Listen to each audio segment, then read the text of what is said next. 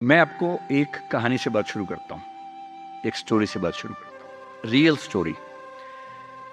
Story से इसलिए कि स्टोरी से बात समझ में ज़्यादा आती है।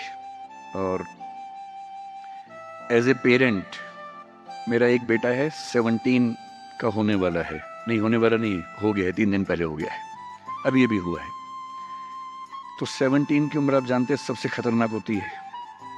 आप लोग भी लगभग उसके आसपास होंगे या अभी अभी उससे निकले होंगे। Most difficult age is this, 16, 18, 19। इस उम्र में आपके हार्मोन्स इतना ज्यादा जंप करते हैं कि मूड स्विंग्स बहुत ज्यादा होते हैं। आपको अपने दोस्तों से बात करके इतना सुकून मिलता है। पेरेंट्स दुश्मन नजर आते हैं इस उम्र में। पेरेंट्स कोई अच्छी बात भी कहें तो लगता है कि ये क्यों मनहूस लोग हमारे घर में रहते हैं, क्यों ऐसी खराब खराब बात बोलते हैं। They don't understand, they are outdated people, ऐसा मन में भाव आता है। सबको आता है। आपको आ रहा है तो पहली बार नहीं आ रहा है, आज से 30 साल के बाद आपके बच्चों को भी आएगा आपके बारे में। एकदम उतनी ही इंटेंसिटी से आएगा जितना आपको आता है। जितना आपको लगता है कि आपके पेरेंट्स बिल्कुल नहीं समझते, आपके बच्चे आपके बारे में यही सोचेंगे 30 साल बाद। ये एकदम इटर्नल ट्रुथ है जिसको आप रोक नहीं पाएंगे। So this is normal thing. आप लोगों की एज में जो सबसे बड़ी चिंता मुझे होती है, जैसे मैं अपने बेटे से बात करता हूँ, तो मैं तो एक बहुत ही खराब पेरेंट हूँ। खराब पेरेंट का मतलब मैं कभी कहता ही नहीं कि पढ़ो, कभी कहता ही नहीं कि टॉप करो, मैं कभी नहीं कहता। मैं सिर्फ ये कहता हूँ कि बेटा हर साल एक क्लास पास करते रहो, काफी है। बस इतनी साउंड प्रिपरेशन मत करना कि मैं 8वीं क्लास 2 बार में करूंगा, ऐसा मत करना, एक ही बार में कर लो। और मैं कभी परसेंटेज पूछूंगा नहीं आपसे, मैं पूछता भी नहीं, हालांकि वो बता देता है, लेकिन मुझे उसमें इंटरेस्ट है नहीं। Whatever percentage he gets. And we also have a daughter, I mean I am not the biological father, she is a relative's daughter, so she lives with us. हम दोनों बच्चों से बोलते हैं कि हम कभी नहीं पूछेंगे परसेंटेज क्या है, ना हम पूछते हैं, ना हमारा इंटरेस्ट है। हमारा इंटरेस्ट केवल इस बात में है कि वो बेहतर ह्यूमन बींग्स बन जाए, क्योंकि मैंने जिंदगी को बहुत अच्छे से देखा है। और मैं एक बहुत ही खराब स्टूडेंट रहा हूँ स्कूल में, बहुत बदमाश, शरारती, कम पढ़ने वाला। पर दिमाग इतना था कि 10 दिन 20 दिन पढ़ के अच्छे नंबर आ ही जाते थे। तो मेरा दिमाग कहता था कि जो काम 10 दिन के उसके लिए साल क्यों खराब करूं। जब 10 दिन में हो ही जाता है तो 10 दिन खराब करेंगे उसमें। और दूसरी बात, ओवर द इयर्स मैंने ये सीखी है कि जो मैंने स्कूल में पढ़ा था उसमें से बहुत कम जिंदगी में काम आता है। मैंने ट्रिगोनोमेट्री पढ़ी, मेरी जिंदगी में कभी काम नहीं आई। मैं कभी थीटा बीटा लगा ही नहीं पाता कहीं पर भी। आज तक यूज नहीं किया मैंने थीटा, कहाँ थी यूज करूं, काम में नहीं आया। मैंने दुनिया भर के नक्शे रटे थे स्कूल में, कहीं काम नहीं आए। जब किसी देश में घूमने जाता हूँ, वहां का नक्शा देख लेता हूँ और बचपन वाला याद भी नहीं आता, फिर से देखना पड़ता है। सीधी सी बात है। तो मैंने फील किया कि ज्यादातर चीजें जो स्कूल में हम पढ़ते हैं, कॉलेज में पढ़ते हैं, वो जो नॉलेज है वो जिंदगी में बहुत काम नहीं आती। जब काम आता है वो और चीज है, मैं उस पर ज्यादा बात करूंगा आपसे। लेकिन मेरी चिंता एज ए पेरेंट, और क्योंकि आप बच्चे उसी उम्र में हैं, मैं लगभग 50 साल का हूं, तो आप मेरे लिए लगभग उसी रोल में हैं कि आप मेरे बच्चे जैसे हैं। क्योंकि जो बच्चे होते हैं ना, अपने पेरेंट्स से बड़ी नफरत करते हैं, दूसरों के पेरेंट्स की सुन लेते हैं बात। तो आप मेरी बात सुन लेंगे, अपने घर में नहीं सुनेंगे। जैसे मेरा बेटा मेरी बात नहीं सुनता है, वो शायद यहाँ सीएम साहब की बात सुन लेगा। तो दूसरों की बात सुनना आसान होता है, अपने पेरेंट्स की बात सुनना मुश्किल होता है। तो आप सुन रहे हैं इसलिए मैं सुना रहा हूँ आपको। तो जो कहानी मैं आपको सुनाना चाह रहा हूँ एक रियल कहानी है, और मेरी सबसे बड़ी चिंता अपने बच्चों को लेकर, आपको लेकर वही रहती है। मैं जब भी कोई कहानी सुनाता हूँ, नाम, जगह, वो सब बदल देता हूँ ताकि किसी की प्राइवेसी पर हमला ना हो। सबकी राइट टू प्राइवेसी है ना। एक बच्चा था जिसको मैं जानता हूँ, बचपन से जानता हूँ,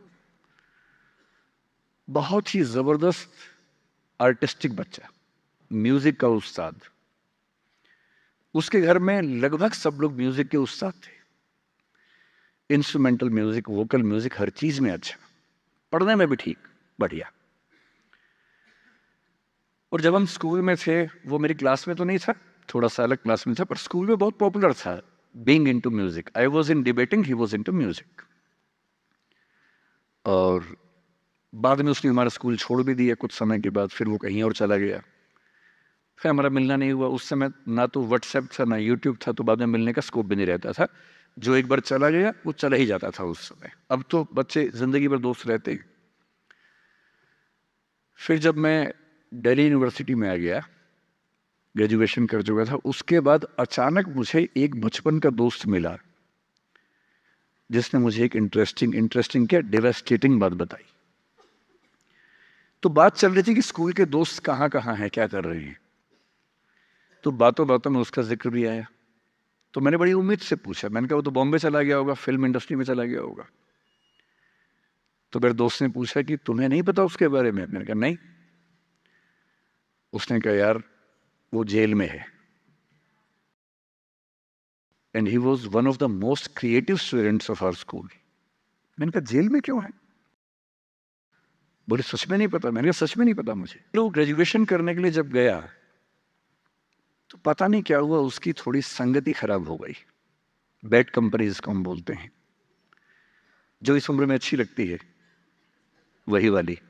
कॉलेज लाइफ में थोड़ी बहुत बैड कंपनी सबकी होती ही है, हल्की फुल्की होती है, एक सामान्य बात है। अच्छा, बच्चा बच्चा ना रहे ये भी तो अच्छी बात नहीं है ना। थोड़ा बचपन तो जीना भी चाहिए, थोड़ा शरारतें करनी भी चाहिए। पर किसी किसी का दुर्भाग्य होता है कि ज्यादा हो जाता है। उसके साथ ऐसा हुआ। मतलब 1000 लोग जाएंगे तो उनमें से एक आध वापस आएगा, वो भी इतने मुश्किलों से जो ऑलमोस्ट इम्पॉसिबल है। I have seen many such cases.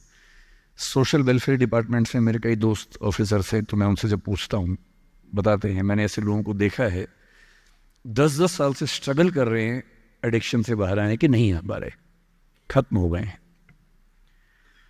उस बच्चे को ड्रग्स की आदत पड़ गई कॉलेज में जाके, पेरेंट्स को पता ही नहीं था।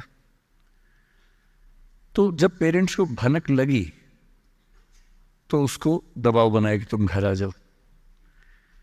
अब वो जिस कंपनी में था, दोस्तों वाली कंपनी में, वहाँ अब ड्रग्स तो बहुत महंगे होते थे, पैसे घर से बहुत कम आते थे, जितने पैसे एक मिडिल क्लास फैमिली दे सकती है।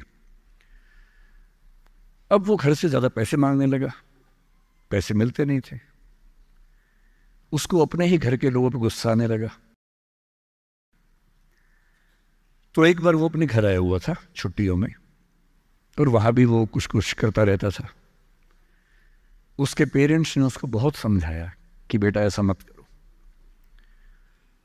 और एक दिन इस बात पे झगड़ा बढ़ गया। भाई आप पेरेंट्स की चिंता समझेंगे आज से 30 साल बाद, जब आपके बच्चे इस एज में होंगे ना, आपकी नानी मर जाएगी उस समय।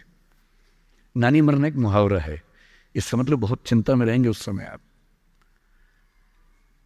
और उस दिन पता नहीं क्या हुआ, एक झगड़ा हुआ, क्योंकि जो एडिक्शन के शिकार हैं उनका दिमाग उनके कंट्रोल में नहीं होता है। यहाँ तक कि जो ड्रिंक करते हैं, ड्रिंक एक लेवल से ज़्यादा कर लें तो दिमाग कंट्रोल से बाहर निकलने लगता है। ड्रग्स में तो ये एलिमेंट बहुत ज़्यादा होता है।